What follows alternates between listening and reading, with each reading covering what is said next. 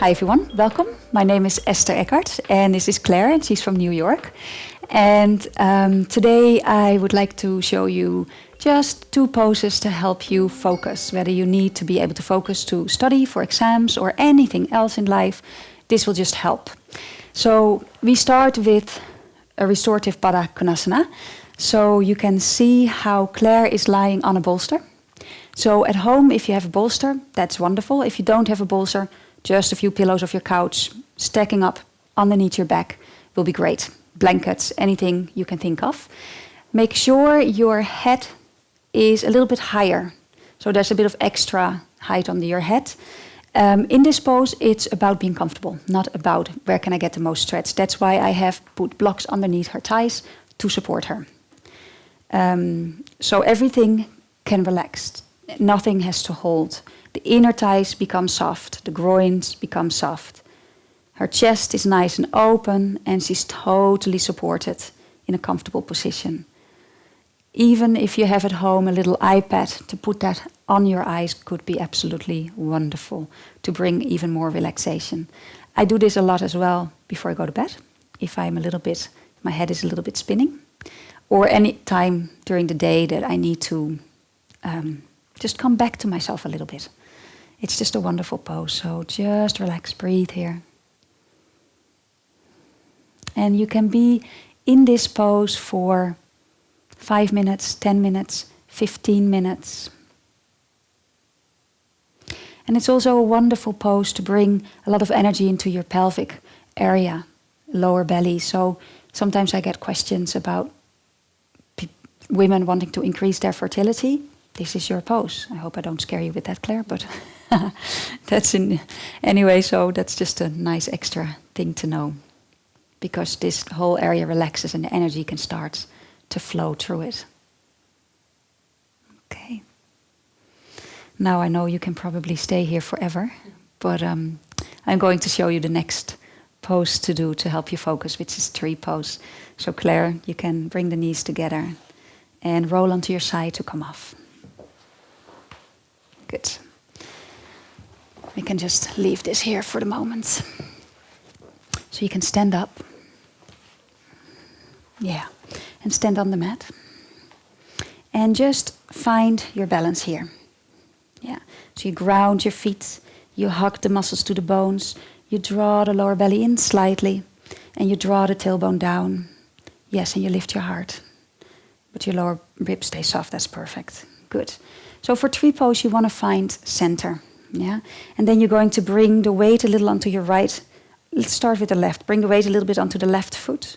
And I'd like you to take a point on eye level that you can focus on that doesn't move. If eye level is difficult, the floor a little bit away from you works as well. And then hug the muscles to the bones of your left leg. Lift your right heel off the floor a bit more. And then you can either place your foot on the inside of your calf or all the way up on the inside of your thigh, and you bring your hands gently in front of the heart center with the palms together. That's it. Good. And breathe. So besides a balancing pose, it's also a hip opening pose. The knee is out to the side and the upper thigh rolls down to the floor a little bit. And if you're comfortable here, you can bring your arms up to the ceiling. Interlace your fingers, only the index fingers are pointing up. Perfect. Extending your arms, extending your elbows, softening your shoulder blades down along the back and find more length in your arms. That's it. Lift from the back ribs. Soften the front ribs more. Keep drawing your belly in and keep staring at that point and let your face become soft.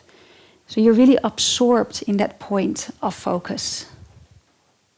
And that's, again, it will really help you center any balancing pose does. So you can stay here for as long as you like.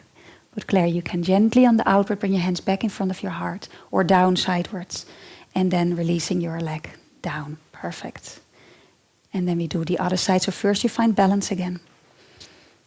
Beautiful standing pose, that's it. And then bring the weight onto your right leg. Lift your left heel. Hug the muscles to your bone. Extend out to your foot. And again bring your foot up into your preferred place. Hands in front of your heart. So again, remember, if this is too much, you can place your foot on the inner calf. Or even if you've got one of those days where you can't balance, you can have your toes on the floor and your foot on the inner ankle and try and find your balance there. Once you're ready, you can bring your arms up.